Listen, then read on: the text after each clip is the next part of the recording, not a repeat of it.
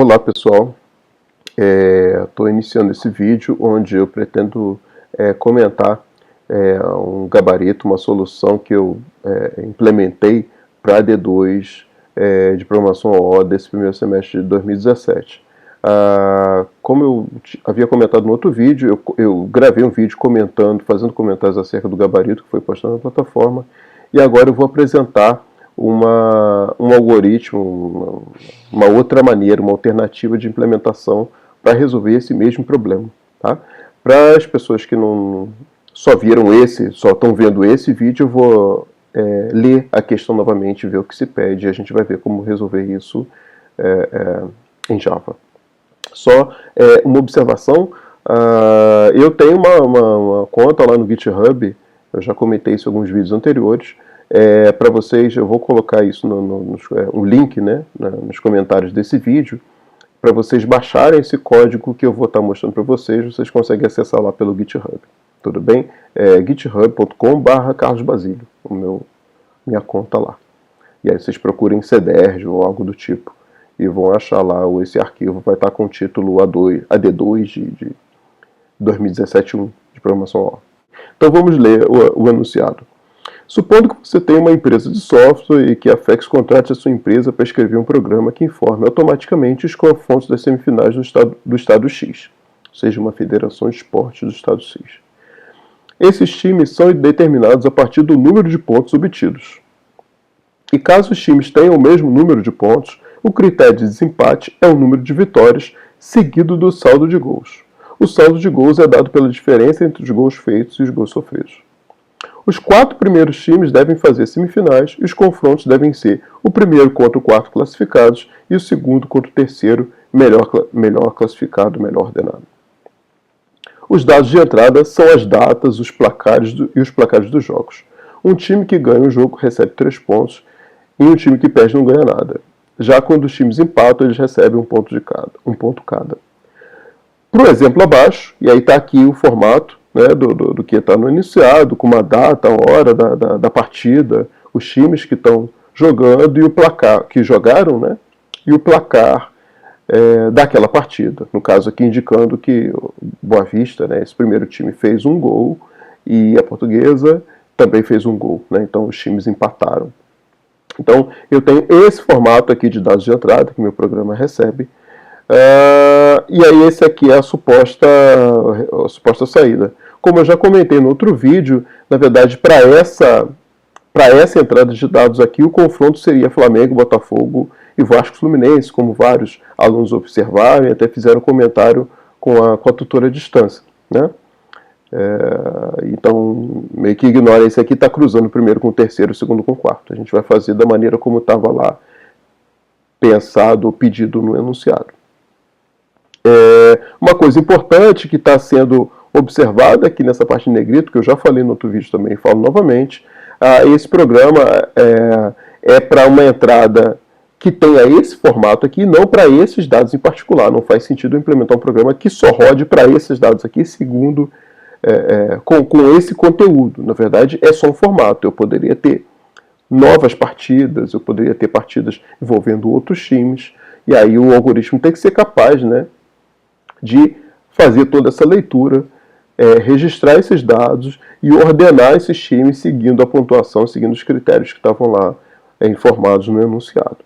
Pois bem, então vamos lá a minha proposta de solução.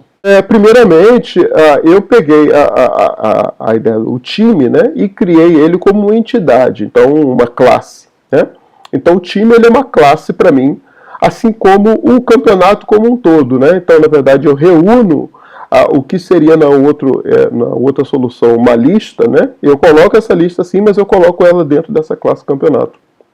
Então eu tenho uma classe time e uma classe campeonato.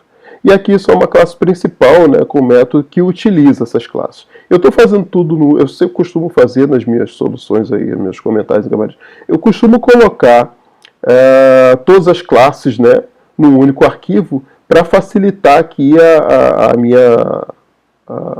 a minha explicação, né? Mas, como uma boa prática, na verdade, eu deveria ter essa classe aqui no seu arquivo particular, assim como essa classe principal. Tá? Isso aqui é só para simplificar a explicação.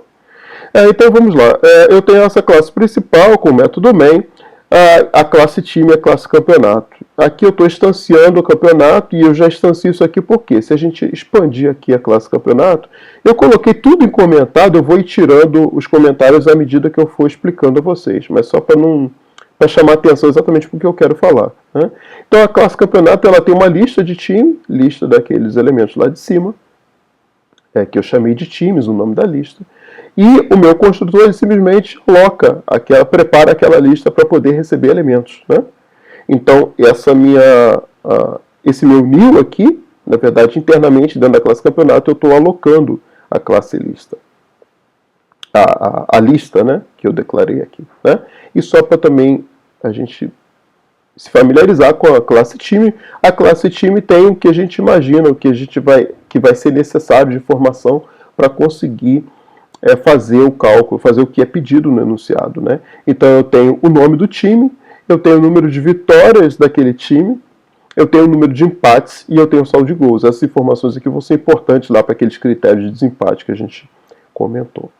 Tá ok? Poderiam ter mais ou menos campos, esses foram os campos que eu achei que eram importantes aí pra gente. Então vamos descer aqui, voltar lá para main. Né?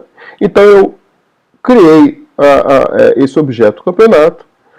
Aqui eu vou fazer a leitura, né, desse meu arquivo. Né? Então eu tenho aqui exatamente como tinha na outra solução, eu estou lendo esse arquivo de entrada, que tem exatamente esse formato que tem lá no enunciado. Né? Então esse arquivo aqui com os times aí se confrontando. Leio uma linha por vez. Então estou aqui lendo a primeira linha, enquanto não tiver mais linhas, né? Ou seja, enquanto essa variável linha aqui não for nula, eu faço cada uma dessas coisas aqui. E o que eu tenho que fazer? Então eu estou lendo cada linha, e cada linha representa uma partida. Eu vou pegar essa partida e incorporar, vou pegar os times que estão ali naquela partida, e vou pegar o resultado daquela partida e vou alimentar a minha lista, né? Que é o que está lá dentro de campeonato. Né? Então, aqui em linha, enquanto eu tiver linha, eu vou lá no meu objeto carioca, eu chamei o campeonato carioca porque tem times do Rio, né? Então, eu criei o nome do objeto carioca, então carioca adiciona a partida passando a linha. E enquanto eu tiver partidas, eu vou estar fazendo isso aqui, tá? Então essa aqui é a minha primeira coisa, depois eu faço aquela questão de ordenar e imprimir o resultado. Então vamos só nos ater aqui à questão da adição da partida, né? Então eu vou tirar o comentário do adiciona partida. O adiciona partida, ele está aqui.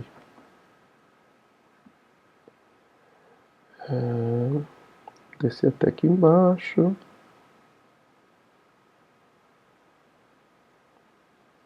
Isso, exatamente. O adiciona partida é esse método aqui. Ele recebe uma string. E aí, o que eu faço? Eu uso esse método split que ele vai quebrar. Né? E aqui eu coloquei só uns comentáriozinhos só para a gente entender. Então a minha partida ela vem com esse formato aqui, né? A data, o horário, os times. E quando eu chamo esse método split, ele me dá essa saída, ele preenche esse meu vetor dados com esses valores aqui. Ó. Então, dados da posição 0 contém todo mundo até a primeira barra, que é exatamente essa primeira parte aqui. Dados 1 contém da primeira barra até a segunda barra, então contém o valor Boa Vista. Dados 2 contém da segunda barra até a terceira barra, que é a portuguesa aqui, portuguesa do Rio. Dados 3 contém da última barra, né, da terceira barra até o final, então contém esse placar 2.1, indicando que Boa Vista e a portuguesa empataram. Né? Então, eu tenho esses valores aqui dentro desse meu vetor. Certo? O placar, eu vou precisar desses valores aqui em separado, né? Porque eu vou precisar dizer que a portuguesa fez um gol e o Boa Vista também fez um gol. Né? Então eu preciso desses valores aqui. Observe que isso aqui é uma string que eu tenho dentro desse dados 3. Né? É do tipo string. Eu preciso dos números, né? para fazer a manipulação, incrementar, somar a quantidade de gols, né, e tudo mais. Então, o que eu faço aqui? Eu crio um segundo vetor placar, separando esse dados 3, fazendo um split com 2 pontos. Então, o split de 2 pontos vai separar. Primeiro eu vou ter esse 1 aqui, e depois eu vou ter essa segunda parte aqui. Então, eu estou dividindo o placar. Então, eu vou ter esse placar aqui como um vetor com 2 posições. Primeiro, a posição do primeiro time, né, a quantidade de gols que o primeiro time fez, e depois a quantidade de gols que o segundo time fez. Tendo feito isso, então eu tenho os campos separados, eu posso agora colocar os valores dentro da minha lista. E aí, eu estou aqui, ó, declarando o chamado que eu estou chamando aqui de time da casa, né? Então, o time que está, o primeiro time que aparece, e o segundo time é o visitante, né? Então, o time da casa, eu vou chamar o método adiciona time, passando dados 1, ou seja, passando o primeiro time. E depois, para o visitante, eu chamo o método adiciona time, passando dados 2, ou seja, passando o segundo time. E quem é? Vamos olhar agora o método adiciona time. O adiciona time está aqui em cima. Eu vou tirar o comentário dele. E o que o adiciona time, o método faz? Primeiro, eu percorro a minha lista de times, olha. Porque aquele time, aqui eu estou olhando a primeira entrada, né? Mas lá na frente, provavelmente o time já vai ter sido adicionado. Então eu tenho que olhar para ver se o time está lá. Se ele já estiver lá, eu não tenho que adicionar nada, eu não tenho que fazer nada nesse método aqui. Então eu uso aquela maneira compacta do for lá, né? Para todo time ter dentro dessa minha lista o nome que eu estou passando por parâmetro, que é o adiciona time, que é o resultado do dados 1 aqui. Tá? No nosso formato, eu não tenho espaço entre essas barras aqui para o primeiro time e para o segundo time. Então, não seria necessário, por exemplo, na hora que eu estou adicionando dados 1 e dados 2, não seria necessário eu colocar esse trim. Né? Na verdade, até para ficar mais bonitinho, bem, não seria necessário eu fazer esse trim aqui, mas só por um desencargo de consciência, eu estou eliminando todos os espaços que possam vir antes ou depois do time. Então, eu poderia aqui, por exemplo, na minha entrada, no meu arquivo, ter isso aqui, ó.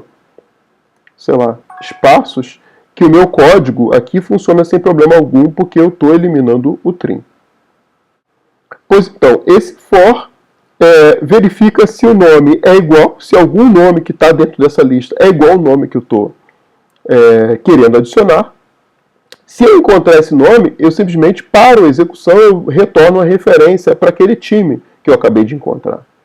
Se eu não entrar nesse if em momento algum, ou seja, se eu não interromper a execução dessa minha função, desse meu método adiciona time, significa que o time não está lá, então eu crio um time, aloco o time e adiciono esse time na minha lista. Né? Então, como é a primeira vez que eu estou alocando um time, vamos lá para a classe time e vamos habilitar os nossos construtores. Né?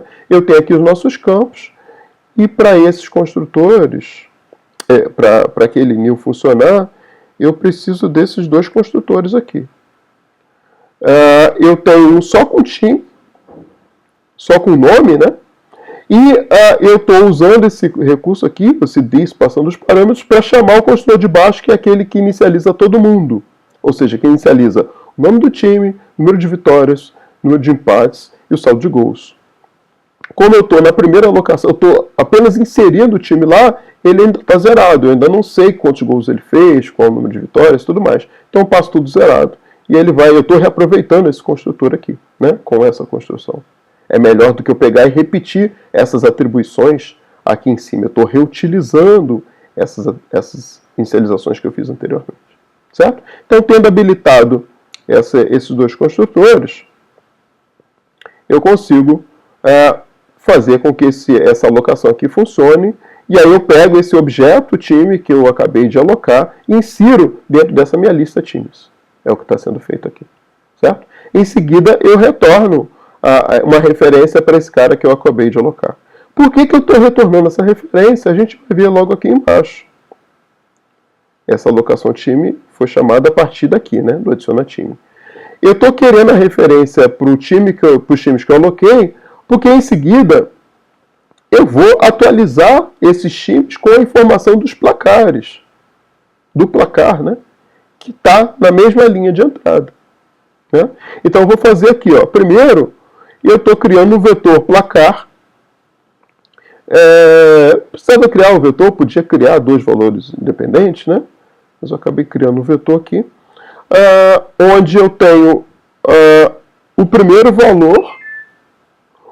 valor, ou seja, os gols que o primeiro time fez e os gols que o segundo time fez. Então eu tenho aqui o placar 0 e o placar 1.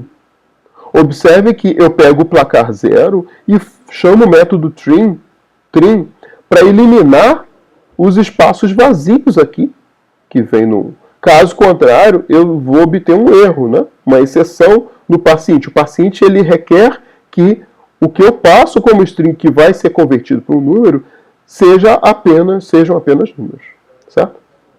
Então, tendo feito isso, eu tenho aqui o placar do primeiro time e o placar do segundo time. E aí consigo implementar a lógica para saber se foi uma vitória, um empate ou derrota e atualizar de acordo. Né? Então observe a primeira linha aqui. Se o placar 0 é igual ao placar 1, significa que os times empataram. Então eu digo que o casa empatou e o visitante empatou. Esse método empatou, vamos lá habilitar o método lá em cima. O que ele faz, pura e simplesmente, é indicar que aquele time, aquele objeto tem um empate, né? Eu estou fazendo isso para depois poder calcular qual é a posição do time, né? Porque a posição não, a quantidade de pontos, né? Porque cada empate vai me dar 1 ponto e cada vitória vão ser 3 pontos. Então eu preciso registrar que o time empatou. Então, casa e visitante empataram, né? Chama os métodos empatou. Caso contrário, eu verifico. Se o placar 0 é maior que o placar 1, significa que o primeiro time ganhou do segundo time. Então, casa ganhou. Então, casa ponto ganhou. E aí eu informo qual é o saldo de gols que o casa obteve. Então, eu faço a diferença do primeiro placar, do primeiro valor, menos o segundo. E o visitante perdeu. E eu passo o saldo de gols, porque eu tenho que atualizar, que é um critério de desempate. E aí eu faço o contrário. É o saldo do 1 menos o 0. Vamos criar uma suposição aqui para a gente entender essa lógica. Se o Boa Vista ganhou de 3-1 da Portuguesa, o casa ganhou, eu estou passando aqui 3 menos 1, que é 2, que é exatamente o saldo de gols positivo aqui do primeiro time, porque o primeiro time ganhou por uma diferença de 2 gols. Vai ser aqui 3 menos 1. O visitante perdeu e o saldo dele, observa, olha, é a inversão da diferença. Então é 1 menos 3. 1 menos 3 menos 2. Menos 2 é o saldo do visitante, porque ele teve uma diferença negativa de 2 gols em relação ao time que ganhou. Certo? Então, com essa diferença, vamos lá olhar o ganhou e o perdeu, né? Que são os métodos que eu tenho que descomentar que estão lá em cima. Eu tenho aqui em cima o ganhou e aqui embaixo o perdeu. No ganhou, eu incremento o número de vitórias, que é um campo que eu estou controlando para cada time, e atualizo o saldo de gols. No caso do perdeu, eu apenas atualizo o saldo de gols. Né? Aí aqui, para quem perdeu, o saldo vai vir negativo, né? Porque eu inverti a diferença ali. Então, quando eu estou fazendo a soma, na verdade, eu estou diminuindo o saldo de gols, porque o saldo dele está ficando pior. Né? Imagine que ele tem um saldo 4, e aí eu passo menos 2, ele vai passar a ficar com saldo 2. Né? Então, ele teve o saldo de gols piorado. Certo? Então, isso aqui é para quando o primeiro time ganhou do segundo, para quando o segundo time ganhou do primeiro. Na verdade, esse if aqui ele é até desnecessário, porque se não é igual ou não é maior, ele certamente é menor. Né? Então, não preciso fazer esse teste do if aqui. Eu preciso só, na verdade, de fazer as atualizações para quando, na verdade, o segundo time ganhou do primeiro. Então eu digo que casa perdeu, então o time de casa perdeu e o time de fora, o visitante, ganhou. E aí passo para o saldo perder o primeiro menos o segundo, porque aí vai vir aqui, por exemplo, 1 e 3, né? Boa Vista fez 1 e Portuguesa fez 3. Aqui eu faço 1 menos 3, menos 2, e aí o visitante ganhou 3 menos 1, 2. Então um saldo positivo para o visitante e um saldo negativo para o time de casa, né? Para o time que perdeu. Com isso, eu tenho o método adiciona partida implementado, né? E aí com isso o meu while vai preenche toda a lista com a informação que está lá no arquivo. Em seguida, eu tenho que fazer uma ordenação. E aí, ao invés de implementar manualmente, como eu usei uma lista lá da API de Java, né? Isso aqui está dentro do pacote Java útil, né? Então eu implementei uma lista, certamente eu vou conseguir fazer uma ordenação, né? E aí quando a gente olha, uma maneira interessante de fazer essa ordenação é chamando o método sort da API Collections. A API Collections é uma API, deixa eu tentar abrir ela aqui para a gente observar.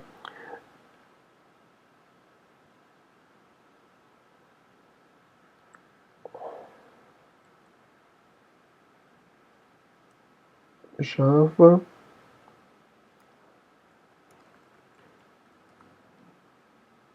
API Collections.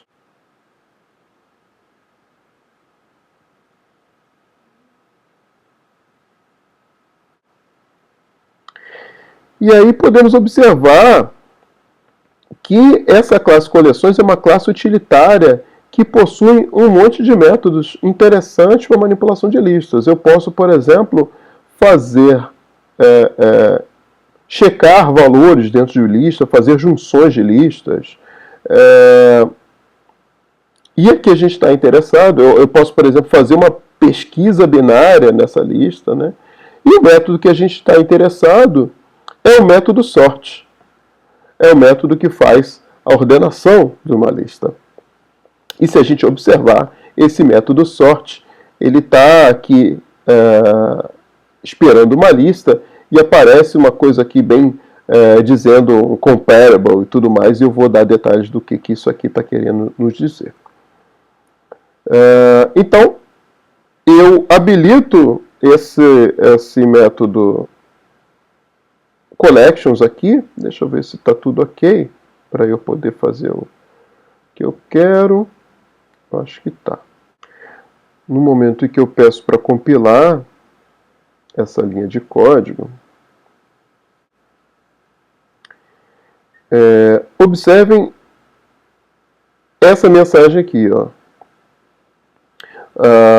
Na linha 125, o método não foi encontrado um método adequado para implementar essa chamada sort aqui, ó, collections.sort. E aí ele coloca várias mensagens, entre elas essa questão do comparable aqui, que é o que eu quero destacar. Ainda tem aqui um erro de gera cruzamento, porque tem um método comentado ali no meu código. Mas o que ocorre é o seguinte, eu tenho uma lista de times. E seria muito mágico o Java se ele conseguisse ordenar os times que são objetos, né, que tem essa cara aqui, né?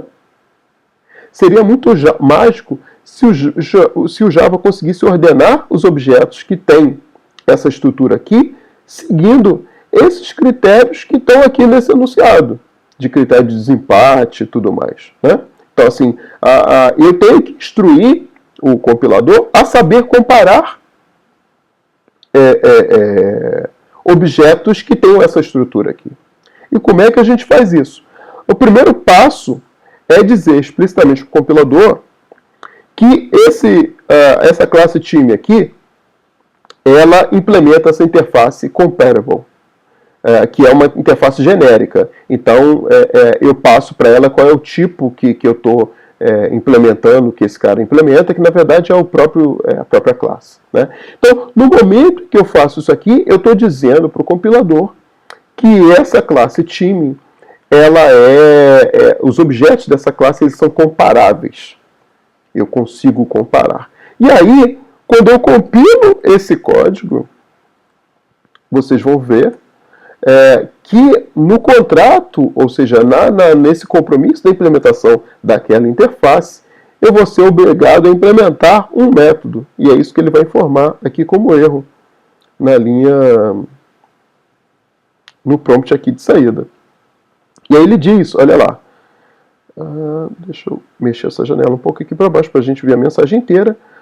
Erro. A classe time não é abstrata e não sobrescreve o método abstrato compare, o Czinho aqui, compare to time. Ou seja, eu tenho que implementar um método compare to, que é de fato o método que vai instruir o Java a saber comparar objetos do tipo que são time, né? Que são time. Esse objeto, esse método, ele já está aqui embaixo, né? Eu já implementei ele, claramente, eu já implementei tudo aqui. Então vamos tirar os comentários para a gente ver do que se trata. Então, esse método, o compromisso na implementação da interface, eu tenho que implementar exatamente esse método aqui com essa assinatura. E, na verdade, o que eu estou fazendo, o que eu vou fazer aqui? Eu vou comparar o objeto this, que é o objeto time, ao qual esse método vai ser aplicado, e esse time por parâmetro. Então, eu estou comparando dois objetos. Eu estou comparando o objeto this com esse objeto t aqui, que está sendo passado como parâmetro, que também é do tipo time, certo? E como é que vai ser essa comparação? Nesse caso aqui, eu vou pura e simplesmente implementar aquela lógica que compara no sentido de ver qual time que fica na frente do outro, né? Sendo que a assinatura do compare to, ela retorna um valor inteiro. E a lógica dela é a seguinte. Se o primeiro valor, ou seja, o this, é menor que o passado por parâmetro, eu retorno menos 1. Se eles são iguais, eu retorno 0. Se o do parâmetro é maior que o this, eu retorno 1. Certo? Então, é essa lógica que eu utilizei aqui para a implementação desse método. Então, vamos lá. Pontuação this, recebe, obtém pontuação. Que método é esse, obtém pontuação? Vamos lá tirar o comentário dele, eu não tinha feito isso. O obtém pontuação, ele... Vamos tirar agora de todos os outros, né? Que todos eles vão ser importantes. Eu pego o número de vitórias. Na verdade, aqui, eu devia estar chamando o método aqui, né? Eu pego o número de vitórias do time e multiplico por 3 e somo com o número de empates, que podia também estar como método, né? Vou deixar assim só para simplificar. Então a pontuação do time é 3 vezes o número de vitórias mais o número de empates. Então eu obtenho essa pontuação do objeto this, que é o this.obtém pontuação, e eu obtenho do objeto que está sendo passado por parâmetro, então t.obtém pontuação. E aí vamos para a nossa lógica, a primeira parte, né? Se essa pontuação do this é maior que a pontuação de t, retorna 1. Então eu digo, na verdade o que eu falei, a explicação foi o contrário. Se o this é maior, eu retorno 1. Se ele é igual ao t, eu retorno 0. E se ele é menor, eu retorno menos 1. Então, como o this é maior que t, eu retorno 1. Se o this é menor, eu retorno menos 1. Caso contrário, deu um empate. Deu empate, eu tenho que implementar aquela outro critério de desempate que está lá no enunciado. Então eu vou olhar o número de vitórias, que já está aqui desabilitado, né? Então eu comparo se o objeto this, o time this, tem mais vitórias que o time passado por parâmetro, eu retorno 1. Caso contrário, se for menor, retorno menos 1. Se for igual, eu olho para o outro critério que é o saldo de gols, que está desabilitado, vamos ver. Está desabilitado aqui também, né, que eu já estava controlando lá na leitura do arquivo. Se o saldo de gols do primeiro time, do this, é maior que o saldo de gols do parâmetro, retorno 1. Caso contrário, retorno menos 1. Se aí não tiver, se eles forem iguais até nisso, retorno 0. Então, os times eles têm a mesma classificação para o campeonato. Então, eles empatam em número de pontos, em número de vitórias e em saldo de gols. Tudo bem? Então, cumprir aquele compromisso da implementação dessa interface aqui, comparable. Com isso, eu tenho a implementação do compare_to. Com isso, a minha ordenação é pura e simplesmente chamar o método sort para essa lista times. Tudo bem? E isso é o que é feito aqui, então, nessa chamada do ordena. Tendo feito isso, basta eu chamar o método que simplesmente vai pegar ou os primeiros ou os últimos. Nesse caso aqui, a ordenação ela é ascendente, ela é do menor para o maior, então os caras que estão me interessando, eles estão lá no final da lista. Então eu vou tirar os comentários aqui e vou mostrar para vocês o que eu estou imprimindo, né, o que eu vou imprimir. Né? Eu pego na minha lista times, eu acesso o último elemento dessa maneira. Eu pego o size menos 1. Lembrando que os índices em Java, como em C, começam de 0. Né? Então, aqui eu estou pegando o último time, que é, na verdade, o time com a maior classificação, né? O time que obteve a maior pontuação no campeonato, o melhor classificado. Pego o nome dele, faço um xizinho aqui. A mesma coisa para pegar o quarto, olha aqui, ó, posição menos 4. Depois, pego o segundo, posição menos 2. E o terceiro, posição menos 3. Certo? Com isso, eu tenho o cruzamento dos times. Vou salvar essa história toda aqui. Vamos compilar o nosso código. E agora, executá-lo.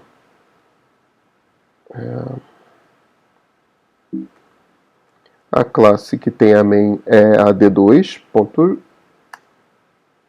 A D2 2007.1 e vamos pegar o arquivo, esse exatamente, times AD2 TXT, e aí eu tenho o cruzamento que eu esperava, né? Flamengo versus Botafogo e Vasco versus Fluminense. Tá? Então eu achei interessante gravar esse vídeo para vocês em comparação com o vídeo que foi postado lá na plataforma, porque é uma maneira